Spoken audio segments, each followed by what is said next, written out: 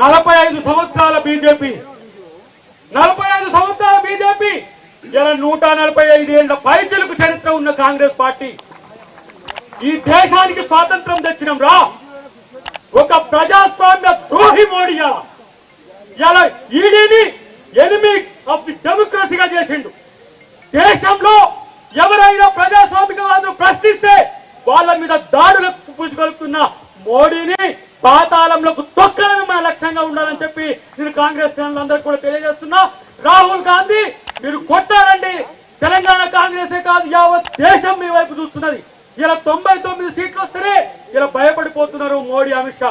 రేపటి కనుక అధికారంలోకి వస్తుందని ఒక ఆలోచన కనుక ఉంటే ఇలాంటి పరిస్థితిలో వస్తే మా బతికేందని చెప్పేలా మోడీ చూస్తున్న పరిస్థితి. కాబట్టి ఇవాళ దేశ ద్రోహులుగా మోడీ అమిత్ షా ఉన్న స్థితిని మనమందరం కూడా గమనించి కాంగ్రెస్ పార్టీని రక్షించుకోవాలి, ప్రజాస్వామ్యాన్ని రక్షించుకోవాలి.